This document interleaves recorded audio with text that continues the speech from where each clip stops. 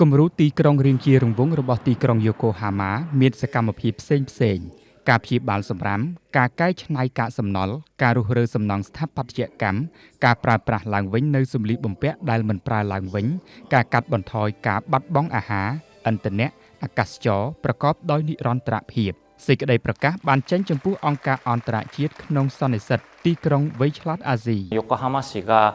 ទីក្រុងយូកូហាម៉ាអំពាវនាវដល់ទីក្រុងអាស៊ីដែលខិតខំប្រឹងប្រែងដើម្បីបង្កើតសេដ្ឋកិច្ចរាងជារង្វង់និងទីក្រុងរាងជារង្វង់ហើយប្រកាសដល់អ្នកចូលរួមទាំងអស់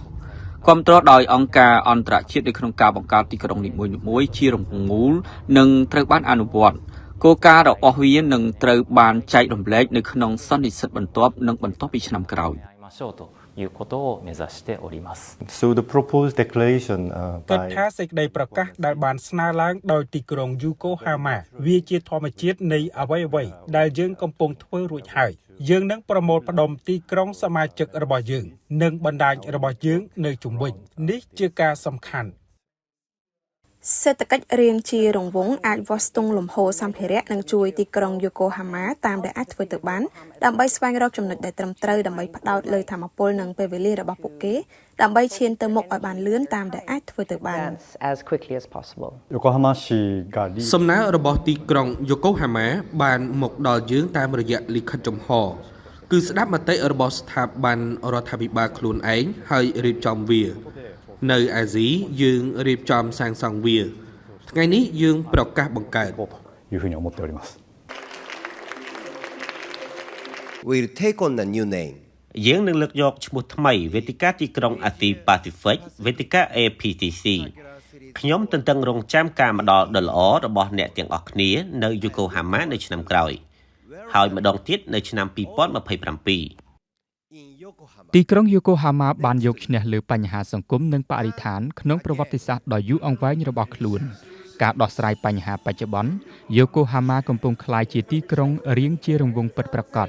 និងជាអ្នកដឹកនាំពិភពលោកនៃសកម្មភាពរបស់ខ្លួនវានឹងពង្រីកទៅកាន់បណ្ដាប្រទេសអាស៊ីនិងប៉ាស៊ីហ្វិក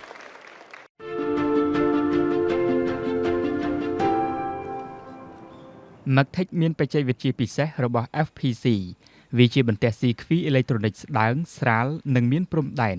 ហើយជាធាតុសំខាន់សម្រាប់ឧបករណ៍ Digital ផ្សេងៗនិងម៉ាស៊ីនរក្សាសុខភាពទំនាក់ទំនងផ្ទាល់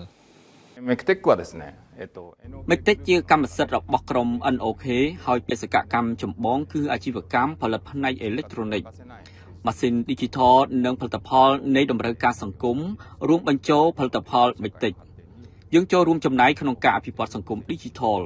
សម្រាប់ការបំបែកព្រឹត្តិការណ៍ Magtech ត្រូវបានដំឡើងសម្រាប់បន្ទះស៊ីគ្វីសំខាន់នៃកាមេរ៉ាឆ្លុះកញ្ចក់តែទោលវាបាននាំមកឲ្យយើងនៅកិត្តិនាមដ៏ធំនៃ FPC បន្ទាប់មក FPC បានពង្រីកហើយត្រូវបានដំឡើងទៅជាថាសរឹងដើម្បីរក្សាទិន្នន័យ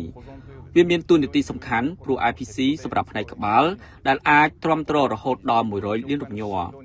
នោះហើយដែលទូរស័ព្ទបត់ត្រូវបានបង្កើតឡើងក្នុងករណីនេះមុខងារវាត្រូវបានទ្រាំទ្រនឹងការបត់ចុះឡើង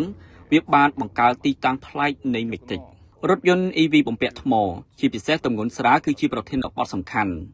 IPC អាចដឹងពីវាហើយការដឹកជញ្ជូន IPC កំពុងកើនឡើងម្យ៉ាងវិញទៀតយើងកំពុងអភិវឌ្ឍម៉ាស៊ីនព្យាបាលនិងហេដ្ឋារចនាសម្ព័ន្ធដោយផ្អែកលើកិច្ចសហប្រតិបត្តិការជាមួយបណ្ឌិតសភានិងរដ្ឋបាលវាមានគោលបំណងដោះស្រាយបញ្ហាសង្គមMagtech គឺជាអ្នកត្រួសត្រាយផ្លូវរបស់ IPC ដើម្បីធ្វើឲ្យមានការអភិវឌ្ឍសម្ភារៈការផលិតនិងការធ្វើតេស្តការអនុវត្តប្រកបដោយស្ថិរភាពនៅគ្រប់មូលដ្ឋានផលិតកម្មទូទាំងពិភពលោកយើងអាចផលិតគុណភាពនិងប្រព័ន្ធផ្គត់ផ្គង់ដូចគ្នាវាជាចំណុចខ្លាំងការរីកលូតលាស់អាជីវកម្មរបស់ Magtech ពន្លឿនសមត្ថភាពប្រកួតប្រជែងរបស់ NOK Group វានឹងពង្រឹងអត្ថប្រយោជន៍នៃទីផ្សារសកលជា Global One NOK強化していくことを目指しております。ផ្អែកលើកិច្ចសហប្រតិបត្តិការ R&D នៃ NOK Group Magtech បំពេញតម្រូវការសង្គមសកលនៅពេលដែលការរីកចម្រើននៃបច្ចេកវិទ្យាសាស្ត្រនាំមកនូវប្រធានបទសង្គមថ្មីវានឹងត្រូវបានដោះស្រាយដោយ Magtech